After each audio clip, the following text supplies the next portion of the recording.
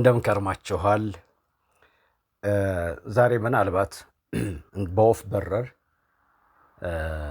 ከምናያቸው የአዲስ ኪዳን ከ27ቱ ጎምቱ ከሚባሉት የሐዋርያው ጳውሎስ መጽሐፍቶች ከጻፋቸው 14 መጽሐፍቶች መካከል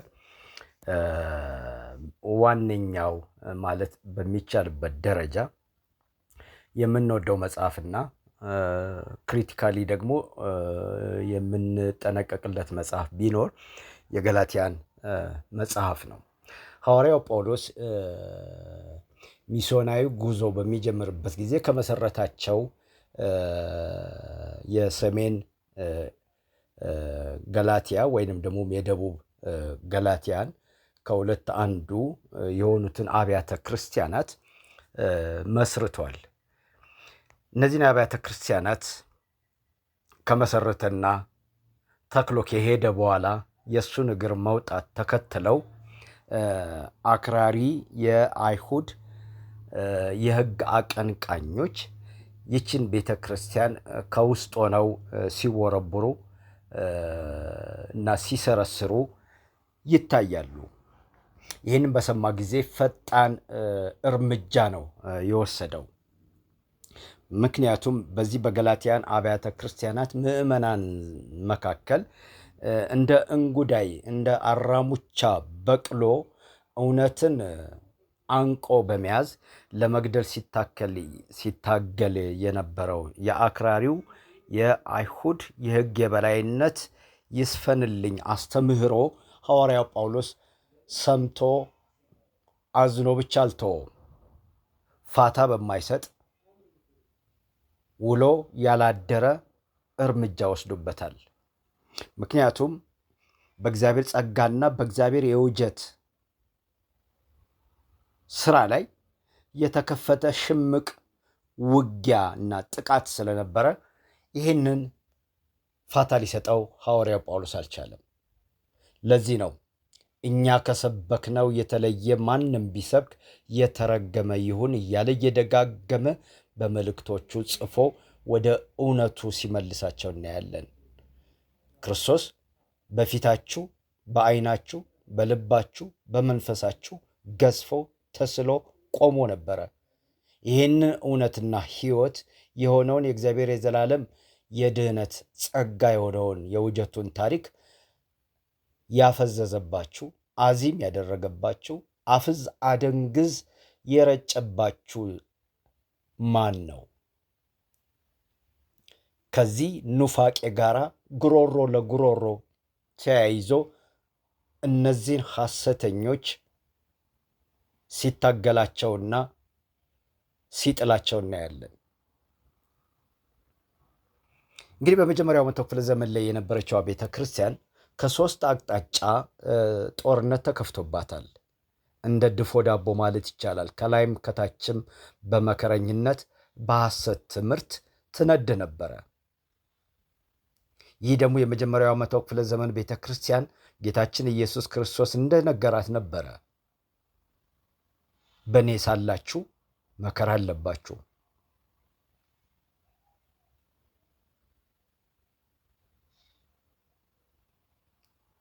ከዚህም የተነሳ ቤተ ክርስቲያን በውጭ በስደት በመከራ በግድያ በብተና ስትሰቃይ፣ በውስጥ ደግሞ እንክርዳድና አራሙቻ በሞላው ኑፋቄና የሐሰት ትምህርት ከውስጥ ገብተው ይሰረስሩና ይቦረቡሩ ነበረ።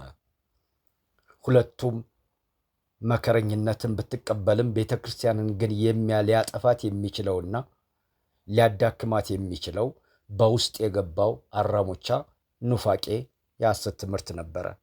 ስለዚህ ጳውሎስ ይህንን በሰማ ጊዜ ፈጥኖ ለገላትያን አብያተ ክርስቲያናት ደብዳቤ መጻፍን መርጧል። ከዚህም የተነሳ በምዕራፍ 1 ቁጥር 3 ላይ እንደዚህ የሚል ምክር በመምከር ይጀምራል። ከእግዚአብሔር ከአባታችን ከጌታችንም ከኢየሱስ ክርስቶስ ጸጋና ሰላም ለእናንተ ይሁን። ክፉ ከሆነ ከአሁኑ ዓለም ያድነን ዘንድ እንደ አምላካችንና እንደ አባታችን ፈቃድ ስለ ኃጢአታችን ራሱን ሰጠ። ለአብ ከዘላለም እስከ ዘላለም ክብር ይሁን አሜን ይላል። ይሄ ቁጥር ከ3 እስከ 4 ገላትያን ምዕራፍ 1 ከ3 እስከ 4 ድረስ ያለውን ክፍል በምናይበት ጊዜ ትላልቅ የነገረ ስነ መለኮት አስተምህሮቶችና መሰረቶች አጭቆ የያዘ ሐሳብ ነው። ምናልባትም የገላትያን ዋናው መሰረቱን የጣለበት ክፍል ነው ብዬ አምናለሁኝ። ምክንያቱም ክርስትና መሰረቱን የጣለው በክርስቶስ የውጀት ስራ ላይ ነው። በክርስቶስ ስራ ላይ ነው። ክርስቶስ በከፈለው የውጀት ታሪክ ላይ ነው። በመስቀሉ ላይ ነው። በሞቱ ላይ ነው። በትንሣኤው ላይ ነው። ከዚህም የተነሳ እናንተ የቆማችሁት፣ እናንተን የጠራችሁ፣ እናንተን የመረጣችሁ እግዚአብሔር ነው፣ ጸጋው ነው። ይህ ደግሞ የሚመነጨው ከእግዚአብሔርና ከእግዚአብሔር ከአባታችን ከጌታም ከኢየሱስ ክርስቶስ ጸጋና ሰላም ለእናንተ ይሁን ይላል። እንግዲህ ክርስትና በጸጋ የተወለደ በሰላም እያደገ የሚሄድ ሕይወት ነው። ጸጋውም ሆነ ሰላሙ የሚመነጨውና ምንጩ ራሱ እግዚአብሔር ነው። ለመዳናችን ምክንያቱ እግዚአብሔር ነው። ለመጠራታችን ምክንያቱ ራሱ እግዚአብሔር ነው። ይህንን አጽንኦት ሰጥቶ ነው የሚናገረው። እንግሊዝኛው የሚናገረው ይህንን ነው። Grace and peace to you from God our Father and the Lord Jesus Christ, who gives himself for our sins to rescue us from the present evil age, according to the will of our God and Father, to whom be glory forever and ever. አሜን ይላል። እዚህ ቦታ ላይ እንድናየው የፈለግኩት እግዚአብሔር ያዳነን from the present evil ኤጅ ከሚለው ነው። ይህንን ምናልባት በኦሪጂናል የግሪክ ማኑስክሪፕቱ ላይ ሄደን ማየት እንችላለን፣ ጎግል አድርገን። ዚስ ፕሬዘንት ኢቪል ኤጅ የሚለው ቃል መፈታት አለበት። እግዚአብሔር እኛን በክርስቶስ በኩል ያዳነን ክፉ ከሆነው ከአሁኑ ዓለም ነው ይላል። ብዙዎች ይህም በሚተረጉሙበት ጊዜ ክፉ ዓለም ዚስ ፕሬዘንት ኢቪል ኤጅ የሚለውን አሁን እኛ ያለንበትን ሰባቱ አህጉራት የሚኖርበትን ሕዝብና ጂኦግራፊካል አቀማመጥን የሚመስላቸው ብዙዎች ናቸው። ነገር ግን እዚህ ቦታ ላይ በአዲስ ኪዳን በሐዋርያቶቹ ዘመን ዚስ ፕሬዘንት ኢቪል ኤጅ የተባለው አሁን ያለንበት ገሃዱን ዓለም ሳይሆን ክፉ ዓለም የተባለው አደገኛው ኃጢአት ተዘርቶ ሞት እየታጨደ የነበረበት፣ ሞት እየታጨደ ደግሞ ሕዝብ ወደ ሲኦል የሚነዳበት፣ ሲኦል ደግሞ እያቀፈ የሚቀረቅርበት የማይሞላው ግሬቭ አደገኛው የሙሴን ዓለም ነው። ያ የሕጉ ዘመን፣ ያ የሙሴ ዓለም በሁለተኛ ቆሮንቶስ ምዕራፍ 3 ላይ እንደምናየው የኩነኔ አገልግሎት ይለዋል። ፊደል ይገድላል፣ መንፈስ ግን ሕይወትን ይሰጣል እያለ ብሉይንና አዲስ ኪዳንን ያነጻጽራል። ፊደል ይገድላል በሚልበት ጊዜ የነገረ ስነ መለኮት እውቀት ይገድላል አይደለም። የእግዚአብሔርን ቃል ማወቅ ይገድላል አይደለም። ሐዋርያው ጳውሎስ እያነጻጽረ ያለው ብሉይን ከአዲስ ነው፣ ሕጉን ከጸጋ ነው፣ ብርሃኑን ከጨለማ ነው። ፊደል ይገድላል። የሞት አገልግሎት፣ የኩነኔ አገልግሎት፣ ጊዜያዊው የሚሻረው ይለዋል። ያንን የሙሴን ዓለም የሕጉን ዘመን ኢቪል ኤጅ ይሉታል። በዕብራይስጡ ኦላም ሐዜ ብለው ነው የሚጠሩት። አደገኛው ዓለም። ለምን? ሞት በኃጢአት አማካኝነት ገብቷል። ሕግ መጣ፣ ኃጢአት መጣ። ኃጢአት ደግሞ የቀፈቀፈው ሞትን ነው። ይሄ ደግሞ ሞት ኤፌሶን 2 ላይ የምናገኘው ነው። በበደላችሁና በኃጢአታችሁ ሙታን ነበራችሁ ይላል። ከዚህም የተነሳ የአዳም ዝርያ በአጠቃላይ በመቃብር ገብቷል፣ በሲኦል ወርዷል። ከሲኦል ደግሞ ማንም ሊያወርደው ወይንም ደግሞ ሊያወጣው አይችልም። ምክንያቱም ጻድቅ የለም አንድስ እንኳን። እግዚአብሔርንም የሚፈልግ የለም። ከዚህም የተነሳ ማንም ከዛ ራሱን ማዳን የሚችልበት አማራጭ የለውም ፈጽሞ። ስለዚህ ሐዋርያው ጳውሎስ በመጀመሪያው ሚስዮናዊ ጉዞው በኤሽያ በገላትያን በደቡብ ገላትያን ወይንም ደግሞ በሰሜን ገላትያ ባሉት አብያተ ክርስቲያናት ወንጌልን በሚሰብክበት ጊዜ ስብከቱና ወንጌሉ አንድና አንድ ነው። ኢዮአንጌሊዮን የተባለው የወንጌል ጉድ ኒውስ ወይንም መልእክቱ ክርስቶስና ክርስቶስ ያድናል ነው። ጸጋው ያድናል ነው። በክርስቶስ በማመን የዘላለም ሕይወት ይገኛል ነው። ከዚህ ውጭ ሐዋርያቶቹ የሰበኩት ያስተማሩት የወንጌል መልእክት የለም። ስለዚህ ሐዋርያው ጳውሎስ ይህንን ጸጋ እንዳይደፈር የደፈሩትንም በእውነት ደግሞ እየከተከተ በስንዴው መካከል የገቡትን እንክርዳዶች እየለቀመ በበጎች መካከል የተገኙትን አስመሳይ ፍየሎች እያሳደደ በእውነት ወንጌል እንዲመለሱ ክርስቶስን መልሶ በልባቸውና በዓይናቸው ስዕሉን ሲስል እናያለን።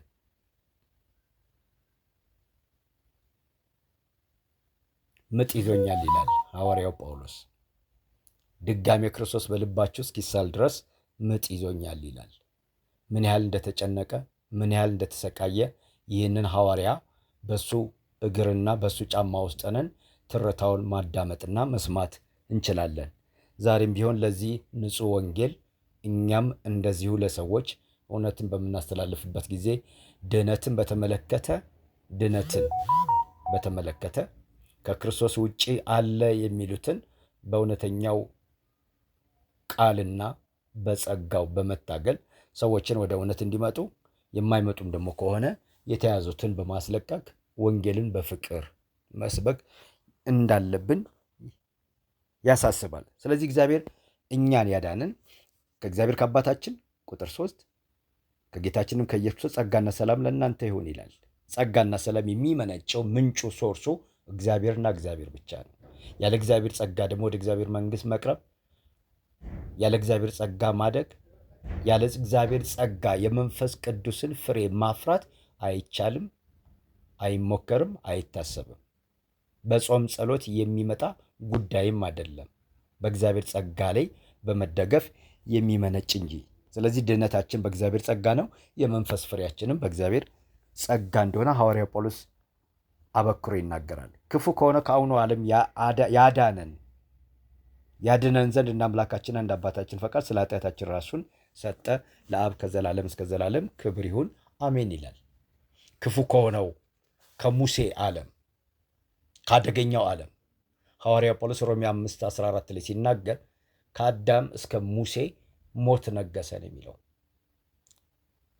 የሞት ሂስትሪ የተጠናቀቀው ክርስቶስ እስከ መጥቶ ሞትን እስኪያስወግደው ባለው ጊዜ ውስጥ ሞት ይፋንን ነበረ። አለቃውን ዲያብሎስን ይዞ የዚህ ዓለም አምላክ ሆኖ ሲፋንን ነበረ።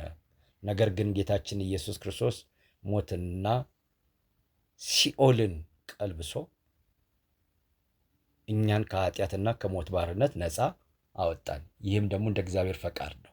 ይህን ደግሞ የከፈለው ክርስቶስ ነው። ስለዚህ ለመዳን ለመጽደቅ ተጨማሪ የሕግ ስርዓትን መከተልና ሕግጋትን መጠበቅ ፈጽሞ አስፈላጊ አይደለም። ተጨማሪ ሽርክና ልናስገባበት የምንችልበት የጸጋ ጉርብትና ፈጽሞ አይኖርም። ጸጋና ጸጋው አድኖናል። ጸጋው በእምነት አድኖናል። እምነቱም ራሱ ደግሞ ሴቪንግ ፌዝ የምንለው የተገኘው ከራሱ ከእግዚአብሔር ነው። ይህንን እምነትም እኛ አላመነጨውም፣ የሰው ልጅ ሊያምን ስለማይችል። ምክንያቱም ለሊዲያ የምድንበትን እምነት የሰጣት ጌታ ራሱ ነው። ጌታም የሊዲያን ልብ ከፈተው ነው የሚለው።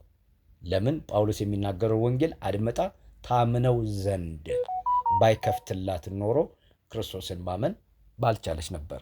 ይህ ጸጋ ይባላል።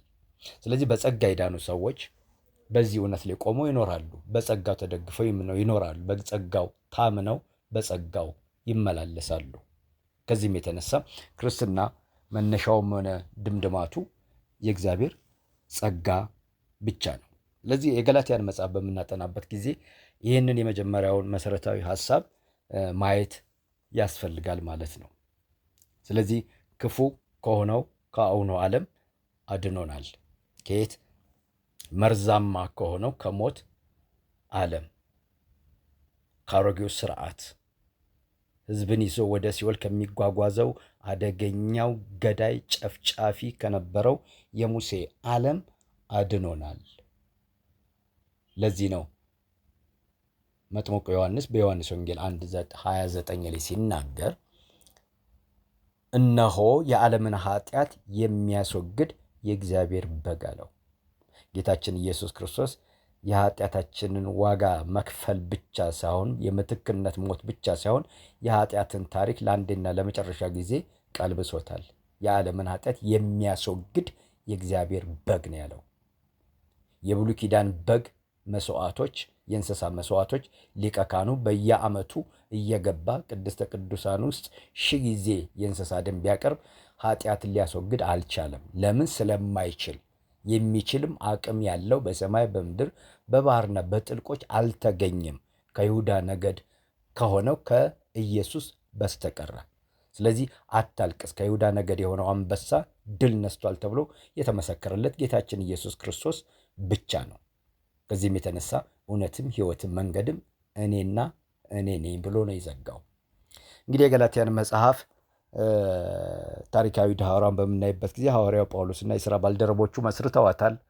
ከዛም በኋላ ደግሞ ሲከታተሏት እናያለን። በእድገቷ ላይ የገባውን እንክርዳድ ደግሞ መልሰው በመንቀል በነበረው ስደት በነበረው መከራኘነት ላይ የገባውን ከውስጥ የሚወረቡረውና የሚሰረስረውን ኑፋቄ በእንጭጩ ሲነቅሉት እናያለን። ዛሬም ቢሆን ድነት በጸጋ ነው። ድነት በክርስቶስ ነው። የዳኑ አይጠፉም በምንልበት ጊዜ የጸጋውን ታላቅነት እያጎላን እንጂ ይሄ ጸጋ የሰው ልጆችን እንደፈለጉ ኑሮ የሚል ፈጽሞ አስተምሮ የለም። ቲቶ ላይ የሚናገረው ሰዎችን ሁሉ የሚያድን የእግዚአብሔር ጸጋ ተገልጧል። ይህም ጸጋ ኃጢአተኝነትና ዓለማዊ ምኞትን ክደን የተባረከውን ተስፋ እርሱም የጌታችን የኢየሱስ ክርስቶስን መገለጥ እየተጠባበቅን ራሳችንን በመግዛት በጽድቅ እንድንኖር ጸጋው በዚህ ዘመን ያስተምረናል ነው የሚለው። ስለዚህ ያዳነን ጸጋ ቺፕ ግሬስ የሚባል አይደለም፣ አሜዚንግ ግሬስ ነው። ይህ ጸጋ ካዳነን በኋላ ፓራላይዝድ አድርጎ ዊልቸር ላይ አስቀምጦ ቁልጭልጭ የሚያደርገን ሳይሆን እንድንራመድ፣ እንድናፈራ፣ እንድንለወጥ ልባችንን ወደ ክርስቶስ ቁመት የሚያመጣ አሳሰባችንን ሁሉ በክርስቶስ አእምሮ የሚቃኝ ጸጋ እንጂ ተልካሻ ጸጋ፣ ሰው ሰራሽ ጸጋ አይደለም። ስለዚህ እንጠፋለን የሚሉ ሰዎች ይህንን ታላቅ ጸጋ እያራከሱ ነው። ይልቁንስ በግልባጩ እንጠፋለን ሲሉ ለመጥፋታቸው የነሱ ድካም ነው፣ የነሱ ስህተት ነው። ከዚህም የተነሳ ከክርስቶስ ጸጋ ከክርስቶስ የመስቀል ስራ ይልቅ የነሱ ስራ እንደሚበልጥ በመናገር በተዘዋዋሪ ወይም በገደምዳሜና ውስጡን ክርስቶስን መስደብ ነው። ወንጌሉን መገልበጥ ነው። ወንጌሉን መከለስ ነው። ስለዚህም እግዚአብሔርን እናመሰግናለን። እንግዲህ የገላትያንን መጽሐፍ ጠቅላላውን ከመነሻው እያንዳንዱን ምዕራፍና ቁጥር እያየን ልንሄድ የምንችልበት እድል ይኖረናል ብዬ አስባለሁኝ። እግዚአብሔር በነገር ሁሉ ይባርካችሁ። ሰላም ዋሉ።